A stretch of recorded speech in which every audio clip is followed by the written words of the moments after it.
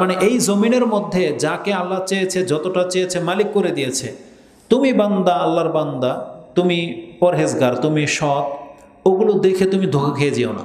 মানে আল্লাহ এটা বোঝাতে চাচ্ছে, ওগুলো দেখে তুমি ধোঁকা খেয়ে যেও না যে আল্লাহ তোমাকে ইগনোর করেছে বা ছুঁড়ে ফেলে দিয়েছে বা আল্লাহ তোমাকে মানহানি করেছে বা তোমাকে মান মর্যাদা দেয়নি, তুমি এটা ভুলে যেও না। কেন? ওয়াল আকিবাতু লিল মুত্তাকিন, কারণ শেষ সুফলটা মুত্তাকিদের আন্ডারেই হবে। তার মানে আমরা জমির মালিক হই বা না হই, শেষ পরিণতি আমাদেরই হবে ভালো, যদি আমরা মুত্তাকি হতে পারি। এই জন্য মালিক হয়ে যাওয়াটা এটা মানে সাকসেসতা নয়। আল্লাহ বলছেন মানে যাকে জাহান্নাম থেকে মুক্ত করে জান্নাত দিয়ে দেওয়া হবে সেই হচ্ছে সফল কাম, যেটা সূরা আলে ইমরান 185 নম্বর আয়াতে আছে। ফামান যুহজিহা আনিন নারি ওয়া উদখিলাল জান্নাতা ফাকাদ ফাজ, এই হচ্ছে সফল কাম। অমাল হায়াতুদ দুনিয়া ইল্লা মাতাউল গুরুর, তার মানে যাকে কোটিপতি বানানো হয়েছে, কোটি টাকার সম্পত্তি দেওয়া হয়েছে, এটা হচ্ছে মাতাউল গুরুর, ক্ষণিকের জন্যে। মানে এটা আল্লাহ সুবহানাহু ওয়া তাআলার ভালোবাসাও নয়, এটা আল্লাহর দয়াও নয়। আল্লাহ এটাকে দয়া বলে নাই, এটা জাস্ট আল্লাহর একটা ভাগ, আল্লাহর ইচ্ছা, যাকে যতটার মালিক করার করে দিয়েছে। কত কাফের আছে, বিশাল রাষ্ট্রের মালিক কাফের, তো এটা আপনি বলবেন যে আল্লাহ দয়া করেছে ওর উপরে? না, আল্লাহর দয়া নয় এগুলো। আল্লাহর যেটা রিজিক, এটা হচ্ছে নিয়ম, যে আল্লাহ হচ্ছেন রাজ্জাক, আমরা সৃষ্টি, আমাদেরকে রিজিক দিতে হবে, এই জন্য আল্লাহ রিজিক দিচ্ছে, এটা আল্লাহর দয়া নয়। দয়া কোনটা? আল্লাহর দয়াতে আমরা মুসলিম হয়েছি, এটা আল্লাহর দয়া। আল্লাহর দয়া হবে যখন আমরা মুসলিম হয়ে মরতে পারবো, মুত্তাকি হয়ে মরতে পারবো, এবং যখন জান্নাত পেয়ে যাব, এটা হবে আল্লাহর দয়া। এটা হচ্ছে আল্লাহর রহমত। কারণ রাসূলুল্লাহ সাল্লাল্লাহু আলাইহি ওয়াসাল্লাম তো এই কথাই বলেছে, কেউ কোনো ব্যক্তির আমল দিয়ে জান্নাত পাবে না একমাত্র আল্লাহর রহমত ছাড়া। তো ওটা হচ্ছে দয়া, ওটা হচ্ছে রহমত। তো মূসা আলাইহিস সালামের এই কথাটাকে আমি কেন আপনার কাছে উল্লেখ করলাম, যে ইন্নাল আরদা লিল্লাহ, এই পুরো জমিনটা হচ্ছে আল্লাহর। যখন এই জমিনটা আল্লাহর, তাহলে আপনাকে জানতে হবে এই জমিনটাকে আল্লাহ কেন সৃষ্টি করেছেন। আমরা কয়েকটা দিক পাচ্ছি যে এই উদ্দেশ্যগুলো নিয়ে আল্লাহ এই জমিনটাকে সৃষ্টি করেছেন।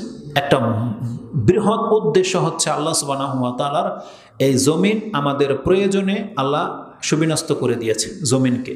এই জমিন থেকে আমাদেরকে রিজিক দেওয়া হয়, এই জমিন আমাদেরকে নিয়ে বয়ে আছে, আমরা এর উপরে চলাফেরা করতেছি। এই জমিন আমাদের মুর্দাদেরকে গ্রহণ করবে, আমাদের মরে গেলে জমিনের বুকে আমাদেরকে দেয়া হয়, এবং এই জমিন থেকেই, এটা আমানত, আল্লাহ এটাকে আমানত বলেছে। কিয়ামতের মাঠে আল্লাহ জমিনকে বলবে, তুমি আমার আমানত রিটার্ন করো, তোমার কাছে যা রাখা হয়েছে গচ্ছিত, সেটা আমার কাছে এখন পেশ করো। তখন জমিন তার বুকের ভিতরে যা কিছু আছে সব বের করে দেবে। এটা জিলজালের মধ্যে রয়েছে। আমরা জানি যে আল্লাহ সুবহানাহু ওয়া তাআলা সেই দিন আদেশ করবে জমিনকে, আর জমিন সব কিছু বের করে দেবে। এটা সূরা জিলজালের মধ্যে আছে। তো এটা একটা উদ্দেশ্য, যে জমিনকে সৃষ্টি করা হয়েছে, এর মাধ্যমে আমাদের রিজিক দেওয়া হয়, জমিন থেকে আমরা রিজিক পাচ্ছি।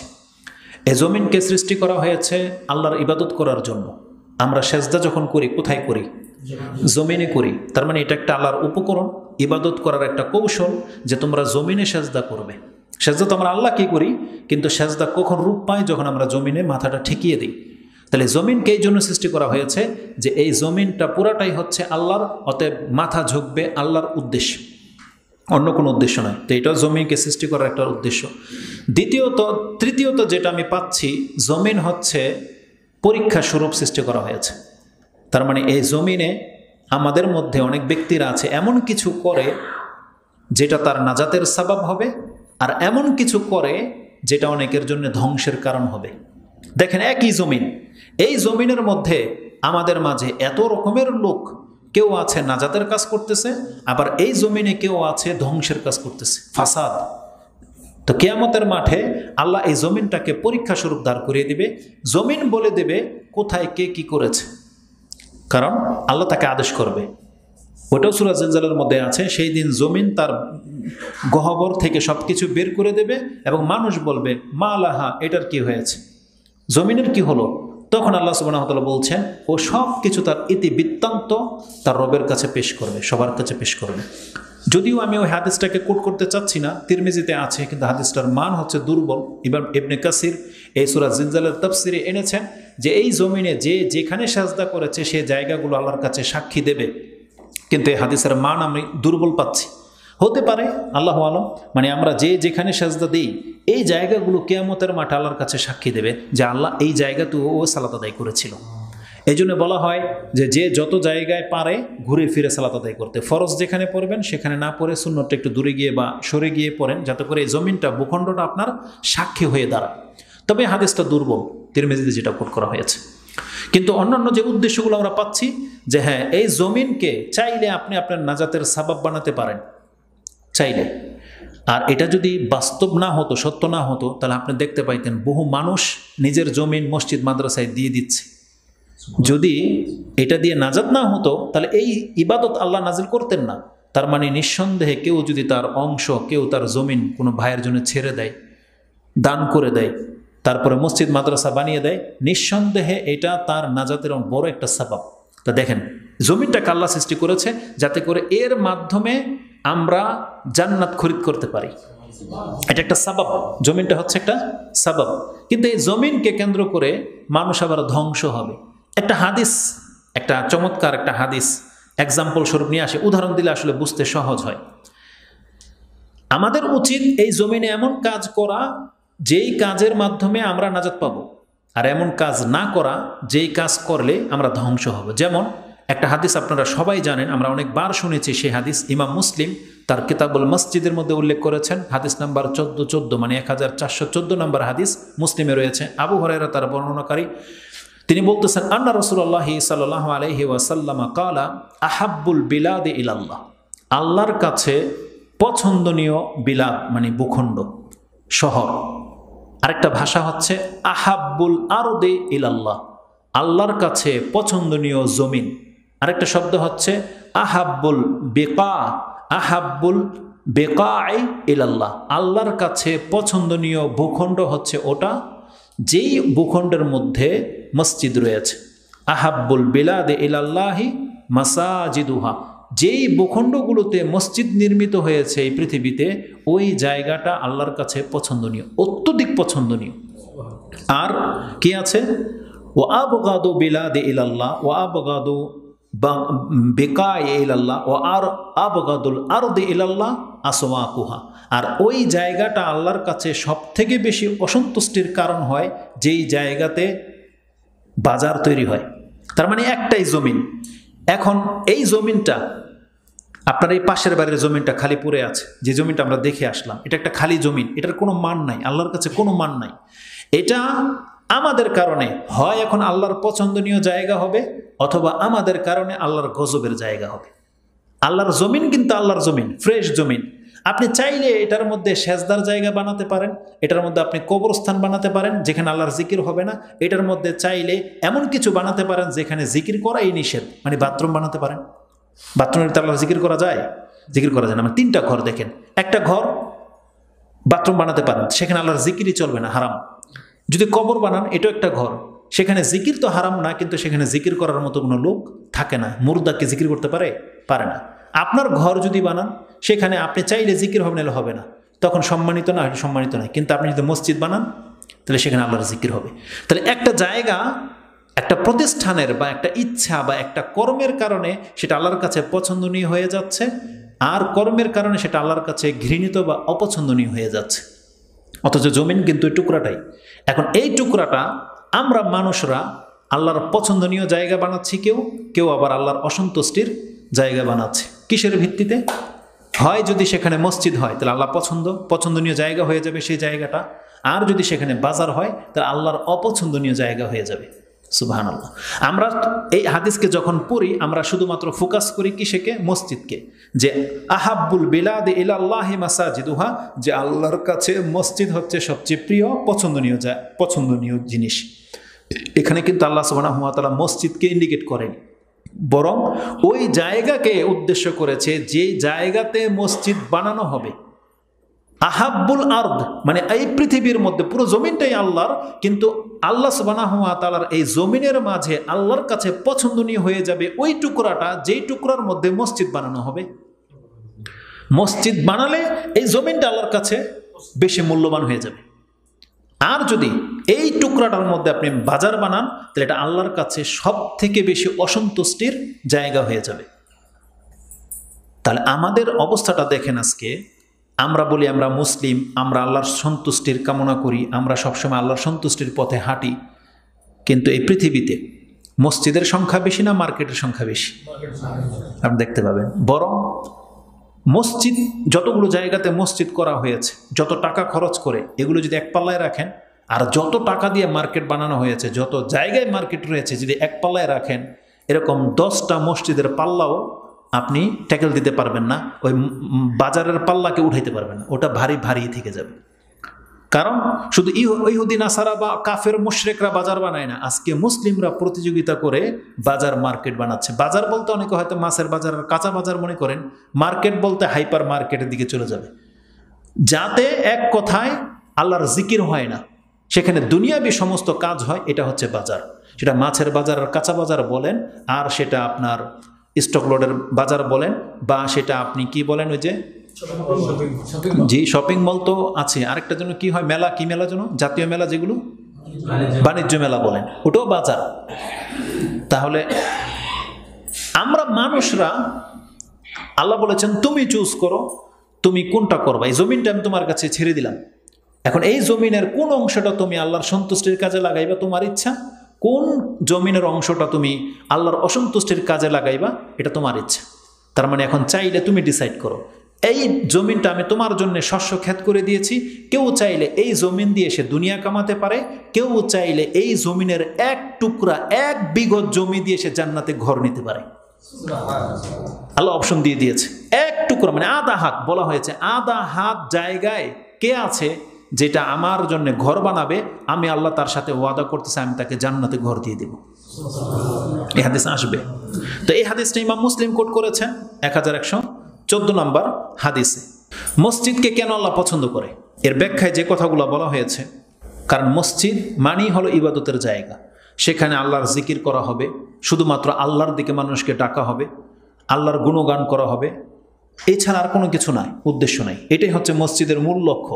কারণ আল্লাহ সুবহানাহু ওয়া তাআলা কোরআনে সূরা নূরের মধ্যে কথাগুলো উল্লেখ করেছেন। আল্লাহ বলছেন ফি বুয়ুতিন, এটা এমন একটা ঘর, ফি বুয়ুতিন আযিনাল্লাহু আন তুরফা, যেই ঘর সম্পর্কে আল্লাহ আমাদেরকে আদেশ করেছেন, আমাদেরকে অনুমতি দিয়েছেন, যেই ঘরকে সুউচ্চ করা হোক, সমুন্নত করা হোক, মানে মর্যাদার সব থেকে বেশি মর্যাদা দেয়া হোক যেই ঘরকে, সেটা হচ্ছে মসজিদ। ফি বুয়ুতিন আযিনাল্লাহু আন তুরফা, আল্লাহ বলেছেন তোমরা সেই ঘরকে বেশি মূল্যায়ন করবে, মর্যাদা দেবে, এর অধিকার আল্লাহ তোমাদেরকে দিয়েছে।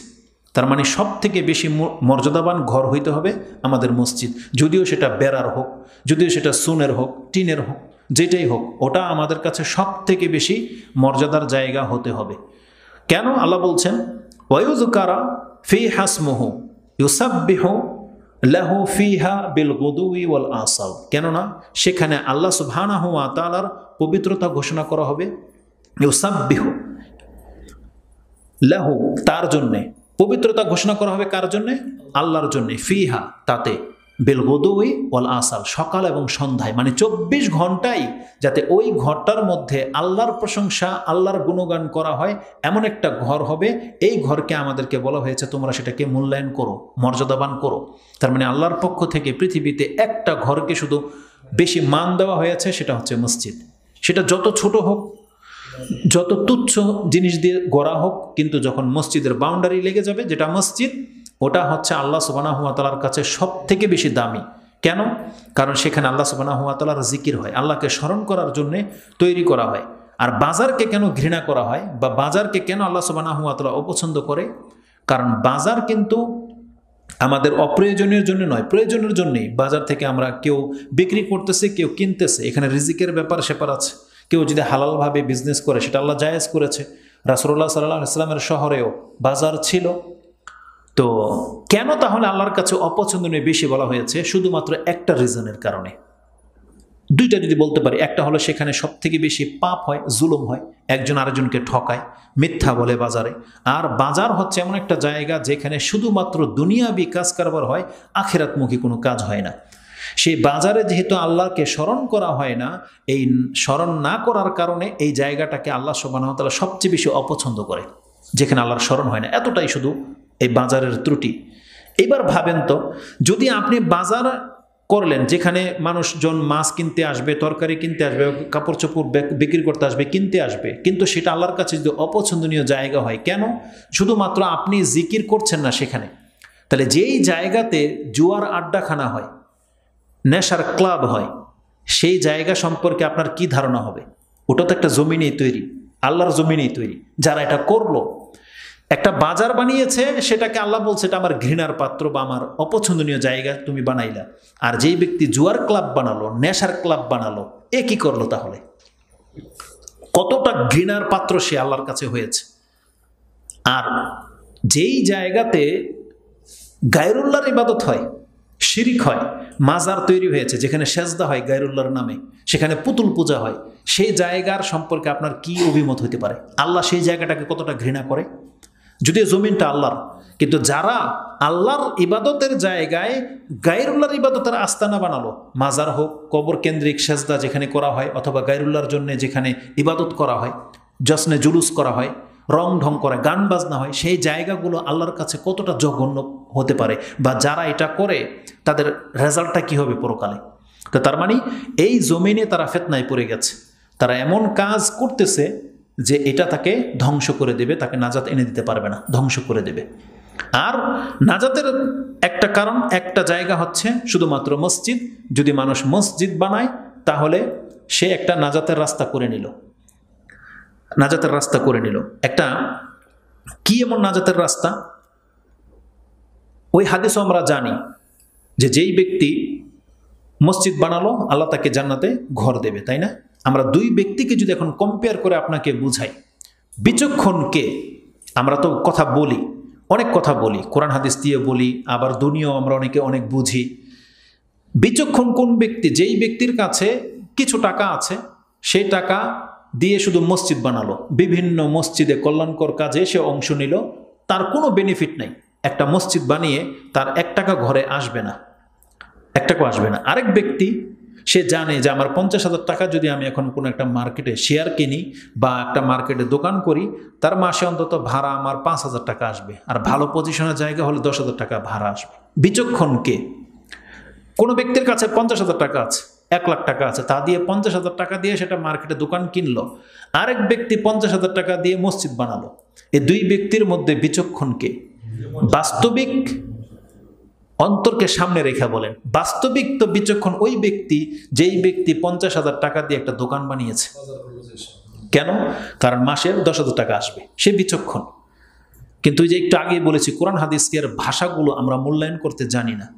ঠিক আছে, আপনি 50,000 টাকা ইনভেস্ট করে 10,000 টাকা কামালেন। আপনি অনেকে যাদের কোটি কোটি টাকা ইনভেস্ট করে হাইপার মার্কেট বানায়, তা না? কি পায়? এ লাখ লাখ টাকা ইনকাম করে। কিন্তু আল্লাহ ছোট্ট একটা কথা বলেছে, এটা যদি আমরা আসলে মূল্যায়ন করতে পারতাম, তাহলে আমাদের চরিত্র এমন হতো না। কি আছে? ওসমান রাদিয়াল্লাহু তাআলা আনহু যখন মসজিদ নববী থাকার পরেও আরেকটা মসজিদ বানানোর ইচ্ছা করলেন, তখন উপস্থিত সাহাবেরা এবং তাবেঈরা তারা এটাকে অপছন্দ করলো, যে মসজিদ নববী থাকতে ওসমান রাদিয়াল্লাহু তাআলা কেন আবার মসজিদ বানানোর প্রয়োজন হলো? তখন তিনি এই হাদিসটা বলেছিলেন, ওসমান রাদিয়াল্লাহু তাআলা আনহু, যে ইন্নাকুম আকসারতুম, তোমরাই অধিকাংশ এই ধরনের কথাবার্তাগুলো বলতেছিলা। তখন তিনি বলেছিলেন, ও ইন্নী সামিআতুন নবী সাল্লাল্লাহু আলাইহি ওয়াসাল্লাম ইয়াকুল, আমি মুহাম্মদুর রাসূলুল্লাহ সাল্লাল্লাহু আলাইহি ওয়াসাল্লামকে এই কথা বলতে শুনেছি, মান বানা মসজিদান লিল্লাহ, যেই ব্যক্তি আল্লাহর জন্য ঘর বানাবে, মসজিদ বানাবে, বানাল্লাহু মিসলাহু ফিল জান্নাহ, তার আল্লাহ অবিকল তার জন্য জান্নাতে একটা ঘর বানিয়ে দেবে। জান্নাতের ঘর আর দুনিয়ায় 50,000 টাকায় 10,000 টাকা ইনকাম করা, কি ডিফারেন্স আপনি বলেন তো দেখি, পার্থক্যটা কি? পার্থক্যটা একটু পরে বলবো। আরেকটা চমৎকার দোয়া আছে, যে দোয়াটা আপনারা মসজিদে ঢোকার ক্ষেত্রে বলেন, তখন আমি বলবো যে পার্থক্যটা কোন জায়গায়। তো এই হাদিসটা ইমাম বুখারী এবং মুসলিম কোট করেছেন, যে যেই ব্যক্তি আল্লাহর জন্য একটা মসজিদ বানাবে, মসজিদ বানানোর অংশ নেবে, আল্লাহ তার জন্য জান্নাতের ঘর দেবে। এখন জরুরি নয় প্রত্যেকে একাই একটা মসজিদ বানাতে হবে, জরুরি নয়, কারণ এমন হাদিস আমরা পাচ্ছি, যেই ব্যক্তি মসজিদের অংশ নেবে, সেই তার মসজিদটা যদি একটা পাখির খাঁচার মতো হয়, ছোট হয়, তাহলে তার বিনিময়ে আল্লাহ তাকে জান্নাতে একটা ঘর দেবে। তাহলে পাখির খাঁচা তো এতটুকু ছোট হয়, আর একটা মানুষের জায়গায় দাঁড়াতে আরো বেশি কয় ফিট? অন্তত পক্ষে 1 ফিট বাই 2 ফিট জায়গা লাগে, স্কোয়ার 3 ফিট জায়গা লাগবে, 4 স্কোয়ার ফিট লাগবে। তাহলে আপনার টাকায় যেখানে একটা খাঁচা, পাখির খাঁচার সমান মসজিদের কথা বলা হয়েছে, তার বিনিময়ে আল্লাহ আপনাকে জান্নাতে একটা ঘর দেবে। অনেকে এটাকে একেবারে হালকা জিনিস মনে করে, কিন্তু আমি একটা জিনিস যখনই আমার মনে পড়ে আমার খুব আশ্চর্য লাগে। আপনারা এইভাবে ভাবেন কিনা আমি জানি না। আমাদের উচ্চতা কত? 5 ফিট 6, 7, 6 ধরে নিই, 6 ফিট। আমরা 6 ফিট মানে 3.5 হাত, 6 ফিট। 6 ফিটের জন্য ঘর লাগে উচ্চতা কত? 10 ফিট, তাই না? প্রত্যেকটা ফ্লোর তো 10 ফিট উচ্চতা। আদম আলাইহিস সালাম ছিলেন নাকি 60 হাত? কয় হাত? 60 হাত মানুষের জন্য যদি ঘর বানাতে হয় তার উচ্চতাটা কতটুকু লাগবে? 60 হাত তো আর 1 ফিট না, 60 হাত মানে 90 ফিট। তার জন্য 150 ফিটের ঘর দরকার, তাই না? 150 ফিট উঁচু ঘর দরকার। আর দুনিয়াতে সর্বোচ্চ বিল্ডিং কত? 2000 ফিট। তার মানে কয়তলা হবে? 10 তলা। মানে 150 ফিটের 10 তলা না? 150 ফিটের 10 তলা। আল্লাহ সুবহানাহু ওয়া তাআলা আমাদেরকে জান্নাতে বানাবে, আমরা প্রত্যেকে হব 90 ফিট, 90 ফিট উঁচু। আর আপনার আমার জন্য যে ঘর বানাবে আল্লাহ, সেটা 150 ফিট যদি উঁচা হয়, আর সেই ঘরগুলোর ব্লকগুলো হবে স্বর্ণের, ব্লকগুলো হবে স্বর্ণের। আর কিন্তু আমাদের কাছে এগুলোর মূল্যায়ন হচ্ছে না। আর আদম আলাইহিস সালামের মতো যদি 60 হাত এই জমিনে আজকেও আমাদেরকে রেখে দিত, আমাদের সবার টাকা যত আছে সব খরচ শেষ হয়ে যেত শুধু একটা চৌকি বানানোর ক্ষেত্রে। 60 হাত মানুষের একটা চৌকি কত টাকা লাগবে বলেন? আপনার এই সেগুন কাঠের যেই কাঠ আপনারা ফার্নিচার বানান, একটা আলমারির দাম বিলে লাখ টাকা। একটা মিডিয়াম যদি হয় 30,000 50,000 টাকা। আর 60 হাত মানুষের যদি খাট বানাইতে হয়, সুবহানাল্লাহ, আপনার টাকা পকেটে যা সব ফুতুর হয়ে যাবেন। আল্লাহর কত বড় এহসান যে আল্লাহ একটা মেজর করার জন্যে আমাদেরকে পিঁপড়ার মতো ছোটও বানায় নাই, আবার আদম আলাইহিস সালামের মতো 60 হাতও রেখে দেয় নাই। একটা মেজর দান করেছে যাতে আমরা আমাদের সামর্থ্যের মধ্যে চলতে পারি। সুবহানাল্লাহ, আল্লাহ বলছেন, বান্দা আমি তোকে জান্নাতে 60 হাত করে দেব যাতে তুই নিয়ামত ভোগ করতে পারোস। তাহলে 60 হাত মানুষের ঘরগুলো আমরা বানাবো না, এটা আমাদের সাধ্যের বাইরে। এই জন্য আল্লাহ বলছেন, বান্দা প্রত্যেকের ঘরগুলো আমি আল্লাহ তোর জন্য বানিয়ে দেবো। এই জন্য জান্নাতের ঘরগুলো আমরা বানাবো না, আল্লাহ প্রস্তুত করে দেবে। আমরা যা যা করতেছি, এই জন্য 12 রাকাত যারা সুন্নতে রাতে বা পড়েন তাদের জন্য আল্লাহ দায়িত্ব নিয়ে নিয়েছে। প্রতিদিনের জন্য একটা করে বিল্ডিং হচ্ছে, অলরেডি হচ্ছে। কেউ যদি সুবহানাল্লাহ আলহামদুলিল্লাহ আল্লাহু আকবার বলে, তার বাগানে গাছ রোপণ করার জন্য আল্লাহ ফেরেশতা নিযুক্ত করিয়ে দিছে। আমাদের কোনো কাজ নাই সেখানে, এই দুনিয়াটাই আমাদের কাজ। আমরা শুধু এখান থেকে চেক পাস করতেছি, ওখানে গিয়ে বাস্তবায়ন হবে। তো এই মসজিদগুলো, এই জমিনটা আল্লাহ সুবহানাহু ওয়া তাআলা তো জানে যে বান্দা তোর আধা বিগত জায়গা দিয়ে তুই জান্নাতের একটা গ্রান পর্যন্ত পাবি না।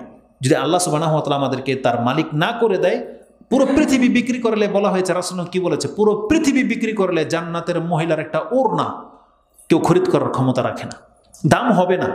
পুরো পৃথিবীর মালিক যদি বিক্রি করে দেয়, জান্নাতের একটা রমণীর ওড়না সে কিনতে পারবে না, বলা হয়েছে। তো এটা কি মানে আশ্চর্য একটা ব্যাপার না?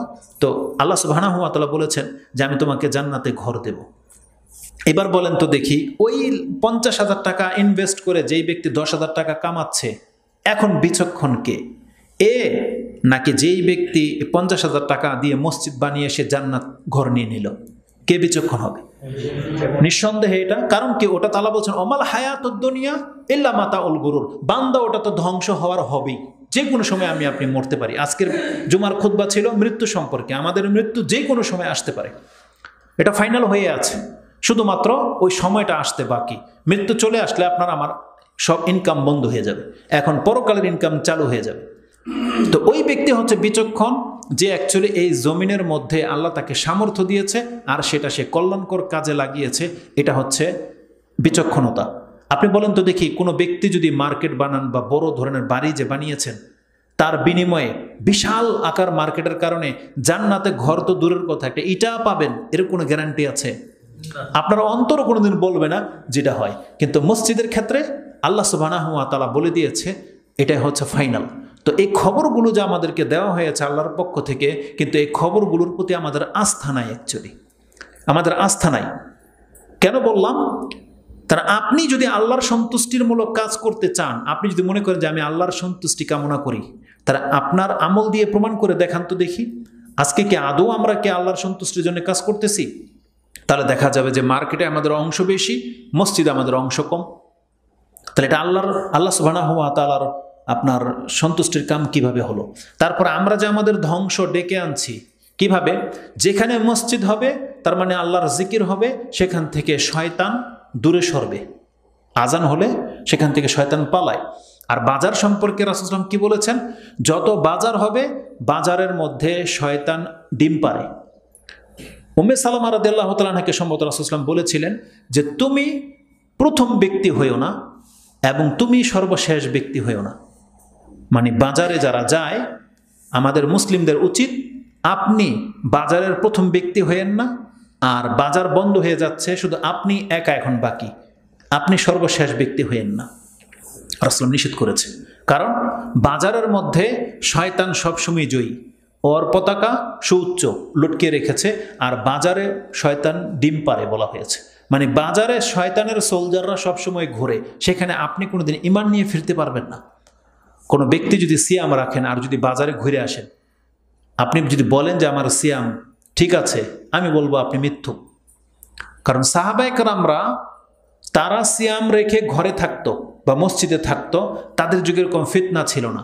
আর আজকে আপনি সিয়াম রাখবেন আর বাজারে গিয়ে উলঙ্গ মহিলা চোখে পড়বে আর আপনি বলবেন যে আমি সিয়াম ঠিক আছে, এটা কি করে হইতে পারে? এই দৃশ্যটা রাসূল ইসলামের যুগে ছিল না। কিন্তু কোনো ব্যক্তি যেই কোনো বাজার বলেন, যেই কোনো বাজার, আপনি ঘর থেকে বের হন এখন, যেই কোনো জায়গায় এমন একটা বাজার যদি কেউ দেখাতে পারেন যে হুজুর হ্যাঁ এই বাজারটা আছে, আমি 1 ঘন্টা এখান থেকে ঘুরে আসব, একজন মহিলাও বেপরদায় আসবে না। কিন্তু আপনি 1 মিনিটের জন্য যান, 10 জন মহিলা আপনার চোখে পড়বে বেপরদায় আছে, 10 জন মহিলা পড়বে। আর তাদের ড্রেসের নমুনা আমরা ব্যক্ত করতে ব্যর্থ হব এখন, বললে আমাদের জন্য এটা শোভা পায় না যে তাদের ড্রেস আপগুলো কেমন। আর বাজার বন্ধ হয়ে যাচ্ছে, তার মানে কি রাত 9টা 10টা বাজে বাজার বন্ধ হয়ে যায়, সবাই চলে যাচ্ছে, এখন আপনার কেনাকাটা শেষ হয় না। আপনি এমন ব্যক্তি হয়েন না। তার মানে যেই ব্যক্তি প্রথমে বাজারে ঢোকে বা সর্বশেষ বাজার থেকে বের হয়, এই ব্যক্তিকে শয়তান ক্যাপচার করে নিয়েছে, শয়তান তাকে তার আয়ত্তায় এনে ফেলেছে। এটাই রাসূল সাল্লাল্লাহু আলাইহি ওয়াসাল্লাম বুঝাতে চাচ্ছেন। তা আমাদেরকে বাজার থেকে সরতে হবে। এই একটা হাদিসকে যদি আমরা সামনে রেখে কথা বলি, মসজিদের আদব গুরুত্ব সম্পর্কে আর কিছু বলার প্রয়োজন নেই। যেখানে বলা হয়েছে যে মসজিদে আল্লাহ সুবহানাহু ওয়া তাআলা সন্তুষ্টির জায়গা, মসজিদে যারা আসে তাদের জন্য আল্লাহ কত কিছু ব্যবস্থা করে রেখেছে, সেই হাদিসগুলো আমরা বলবো। কিন্তু দেখেন মসজিদের প্রতি আমাদের আস্থা নাই, মসজিদের দিকে আমরা ঝুঁকি না, আমাদের পায়তারা, আমাদের উঠা বসা, আমাদের আড্ডা সব বাজার কেন্দ্রিক। অথচ এই হাদিসগুলো তো আছে আমাদের সামনে, কিন্তু আমাদের অন্তরে কোনো জায়গা নেয় না। এই খবরগুলো কেন আমরা বিশ্বাস করি না? আরেকটা বলছিলাম যে আরেকটা কথা বলবো, সেটা হচ্ছে মসজিদে যখন আমরা ঢুকি কি দোয়া পড়ি? আল্লাহুম্মা আফতাহ আলী আবওয়াবা রাহমাতিকা। তার মানে মসজিদ শুধু আল্লাহর পছন্দনীয় জায়গা না, বরং আল্লাহর রহমতের দরজাগুলোর খোলা হয়, তাই না? এই বক্তব্যটা আমি কোথাও যেন করেছিলাম, আপনাদের সাথে শেয়ার করি। আপনার টাকায় গড়া মসজিদ, আপনার টাকায় গড়া আপনার মার্কেট, আপনার টাকায় বানিয়েছেন আপনার বাড়ি। আপনি যখন বাড়িতে ঢোকেন, বাড়িটা বিশাল, অনেক টাকা ডুপ্লেক্স করেছেন, অনেক টাকা খরচ করে। আপনি বাড়িতে ঢোকার সময় কি বলেন? বাড়িতে ঢোকার সময় বিসমিল্লাহ, এটা তো সব কাজের ক্ষেত্রে বলবেন বিসমিল্লাহ। তারপরে কি বলেন? বেশি জোর আসসালামু আলাইকুম, ঠিক আছে না? সালাম। তার মানে বাড়িটা হচ্ছে একটা শান্তির জায়গা। মানুষ ঘরে ঢুকলে কি পায়? শান্তি পায়। নিজের বাড়িতে ঢুকলে শান্তি পায়। এই শান্তিটা কি স্থায়ী না ক্ষণস্থায়ী? ক্ষণস্থায়ী। তো বাড়িতে শান্তি আছে, মার্কেটে শান্তি আছে? মার্কেটে সালামও নাই, দোয়াও নাই। তবে কোনো ব্যক্তি যদি নিজের কাফারা পুরা করতে চায়, তাহলে একটা দোয়া আছে, জানেন এই দোয়া কেউ? যেই দোয়া পড়লে 1 লাখ নেকি হয়।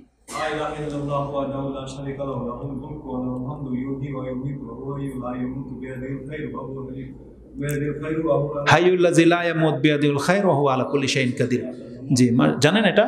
মানে 1000 × 1000, তো 1 লাখ হয়, 10 লাখ হয়, 10 লাখ হয়, 10 লাখ, 10 লাখ নেকি আছে তাতে। তা আমি যে জিনিসটা দেখাতে চাচ্ছি, বাজারে ঢুকলে আপনি আল্লাহর কাছে বলতে পারেন না কোনো কিছু যে আল্লাহ আমি বাজার বানিয়েছি, এত বড় মার্কেট, তুমি আমাকে কিছু দেও, কিছুই পাবেন না। যখন আপনি ঘরে ঢোকেন তখন আপনি আল্লাহর কাছে কিছুই চাচ্ছেন না, কিন্তু যখন আপনি মসজিদের দরজা দিয়ে ঢোকেন তখন কি বলতেছেন? আল্লাহুম্মা আফতাহ আলী আবওয়াবা রাহমাতিকা, আল্লাহ তুমি আমার জন্য তোমার রহমতের দরজাগুলো খুলে দাও। আপনি ঢুকেছেন একটা দরজা দিয়ে। কয়টা দরজা দিয়ে? একটা। আর আপনি আল্লাহর কাছে বললেন, আল্লাহ তুমি আমার জন্য তোমার রহমতের দরজাগুলি খুলে দাও। মানে কি তাহলে? কি বলেন আপনার আল্লাহর কাছে? যখন আপনি কোনো ব্যক্তি মসজিদে ঢুকে, তো মসজিদে ঢুকলেন, আপনি আল্লাহর রহমতের দরজাগুলো খুলে দিতে বললেন, মানে কি এর?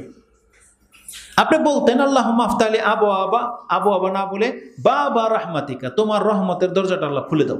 কিন্তু আপনি বলছেন আবু আবা রাহমাতিকা, বহু বচন দিয়ে কেন বললেন? আল্লাহ তুমি তোমার রহমতের দরজাগুলো খুলে দাও।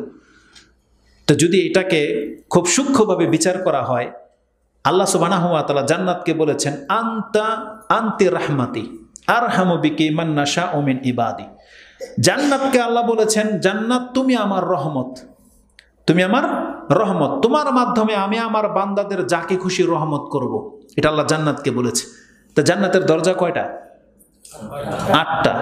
বহু বচন নয়, 8টা হইলে, একটা হইলে তো এক বচন হইতো। তাহলে 8টা যদি জান্নাতের দরজা হয়, যেন আপনি মসজিদে ঢুকে আল্লাহর কাছে এই কথাটাই বলতেছেন, আল্লাহ তুমি আমার জন্য জান্নাতের 8টা দরজা খুলে দাও। কারণ রহমত তো জান্নাত। আর আপনি মসজিদে ঢুকলে কি চাচ্ছেন আল্লাহর কাছে? যে আল্লাহ আমি তোমার ঘরে এসেছি, এর বিনিময়ে তুমি তোমার রহমতের 8টা দরজা আমার জন্য খুলে দাও। আল্লাহুম্মা আফতাহলি আবওয়াবা রাহমাতিকা, তোমার রহমতের যতগুলো দরজা আছে আল্লাহ তুমি আমার জন্য সেটা খুলে দাও। অথচ সেই মসজিদটা আপনি বানিয়েছেন টিনের হোক, বেড়ার হোক, বা যত তুচ্ছ যত কম দামি জিনিস দিয়ে বানান না কেন, যখন সেটা মসজিদের রূপ নিয়ে নেবে, তার মানে আল্লাহ বলতে চাচ্ছে এই দরজা দিয়ে যেই ব্যক্তি ঢুকবে এই ঘরের মান এমন, তার জন্য জান্নাতের 8টা দরজা খুলে দেওয়া হবে। কিন্তু এই অধিকার আমাদের ঘরে ঢুকলে নাই। যদিও টাইলসওয়ালা ঘর, মোজাইক করা ঘর, কিন্তু আপনি আল্লাহর কাছে 1000বার বললেও, বা এই সাহসী নেই আপনার যে আল্লাহ আমার হালাল টাকাটা করেছি, আল্লাহ তার বিনিময়ে তুমি আমাকে জান্নাত দাও, দিবেন আল্লাহ আপনাকে জান্নাত। কিন্তু মসজিদ এমন একটা জায়গা, তার মানে এই জমিনের মধ্যে আল্লাহ মসজিদ বানাতে দিয়ে আমাদের জন্য একটা সহজ রাস্তা করে দিয়েছে জান্নাতের। কারণ রাসূল সাল্লাল্লাহু আলাইহি ওয়াসাল্লামের এক হাদিস তো আছেই যে আমার জন্য পুরো জমিনটাকে আল্লাহ মসজিদ বানিয়ে দিয়েছে। তাহলে সেজদা মসজিদের যে কোনো জমিনে করলেই হইতো। কিন্তু মসজিদ কেন খাসভাবে বানানোর প্রয়োজন হইল? এটা এই জন্যে বানানোর প্রয়োজন হয়েছে, মূলত আল্লাহ এই কাজের বিনিময়ে আল্লাহ আপনাকে নাজাত দিতে চায়, আল্লাহ আপনাকে জান্নাতে স্পেশাল কিছু দিতে চায়। এই জন্য আল্লাহ মসজিদ বানাতে বলেছে। এই জন্য মসজিদ হচ্ছে এমন জায়গা যেখানে আল্লাহ সুবহানাহু ওয়া তাআলার রহমত পাওয়া যায়। মসজিদ এমন জায়গা যার মাধ্যমে আপনি আল্লাহ সুবহানাহু ওয়া তাআলার কাছে জান্নাত কামনা করতে পারেন। আমরা যতটা কৃপণ হয়েছি, আল্লাহ আমাদের তকদিরকে ততটা বেশি ছোট করে দিয়েছে। না আমরা টাকা খরচ করার মাধ্যমে পরকাল কামাচ্ছি, আর না আমরা সন্তান জন্ম দিয়ে পরকাল কামাতে পারতেছি। কিছুই না, আমাদের রাস্তাগুলো সব বন্ধ হয়ে যাচ্ছে। আমরা যেন শুধুমাত্র দুনিয়া নিয়ে, নিজের মান মর্যাদা স্ট্যাটাস এগুলো নিয়ে পড়ে আছি, কিন্তু নাজাতের কারো কোনো চিন্তা নেই। কিন্তু প্রত্যেকটা মানুষের কিছু না কিছু এই জমিনে এমন কিছু করে যাওয়া উচিত যেটা মরে গেলেও তা থেকে সে কল্যাণপ্রাপ্ত হতে পারে। আপনাকে অনেকগুলো রাস্তা দেখিয়ে দেওয়া হয়েছে, আপনি সেই রাস্তার কোনো একটা আপনি গ্রহণ করেন। এটা শুধু আজকে আমাদের মসজিদ নিয়ে আলোচনা, কিন্তু এই হাদিস থেকে যেহেতু আমরা অনেক কিছু পাচ্ছি, এক কথায় আমাদেরকে এই জমিনে টার্গেট করতে হবে। আমি তো বেশি দিন থাকবো না, কিন্তু আমি আমার নাজাতের জন্যে আমি এই আল্লাহর জমিনে এমন একটা কিছু করে যাই যাতে করে মরার পরেও আমি নেকি পেতে পারি।